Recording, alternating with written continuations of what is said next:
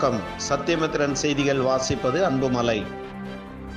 சேலம் குகை மாரியம்மன் காளியம்மன் கோவில் ஆடி திருவிழாவையொட்டி வண்டி வேடிக்கை நிகழ்ச்சி நடைபெற்றது. அதில் பல்வேறு குழுவினர் சார்பில் சமயபுரம் மாரியம்மன், சூடி கொடுத்த சுடற்கொடி ஆண்டாள் நாச்சியார், சரஸ்வதி சபதம், அர்த்தநாசீஸ்வரர் திருக்கோலம், மீனாட்சி சுந்தரேஸ்வரர் திருக்கல்யாணம், பெரியநாயகி அம்மன் சமேத தோணியப்பருடன் நாரதர், சிவன் பார்வதி, பாரத மாதாவுடன் கொடிகாத்த குமரன், கண்ணகி நாடக காட்சி, அறுபடை வீடு முருகன்களின் திருக்கோலம் என 20க்கும் மேற்பட்ட வண்டிகளில் கடவுள் வேடமணிந்து வந்தனர். இந்த வண்டிகள் மக்கள் வெள்ளத்தில் நடுவே வந்தன.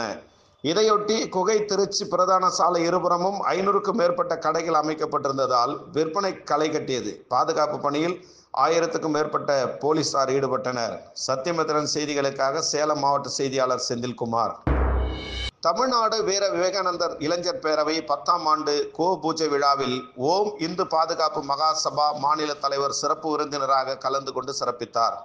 இந்நிகழ்வில் மாநில தலைவர் கே மதுபாலன்ஜி, மாநில பொதுச் செயலாளர் திரு பாலகிருஷ்ணராவ், திருச்சி மாவட்ட அமைப்பாளர் எஸ் சுப்பிரமணியம் நடராஜன்ஜி, திருச்சி மாவட்ட தலைவர் பிரவீன்குமார்ஜி, திருச்சி மாவட்ட இளைஞரணி தலைவர் ஹரிஹரன்ஜி மற்றும் ஸ்ரீரங்கம் திருச்சி மாவட்ட செயலாளர் மோகன்ஜி மற்றும் நிர்வாகிகள் கலந்து கொண்டு சிறப்பித்தனர். சத்தியமித்திரன் செய்திகளுக்காக திருச்சி செய்தியாளர் மதுபாலன். ஒரு மனிதனின் வாழ்நாளில் மறக்க முடியாத அனுபவத்தை கல்வி மூலம் பெற்றுத்தருவது மட்டுமல்லாமல், சிறிய வயதில் பள்ளி நினைவுகளை வாழ்நாள் முழுவதும் நம்மை நினைக்க செய்வது நாம் அனைவரும் படித்த ஆரம்ப பள்ளி மட்டுமே.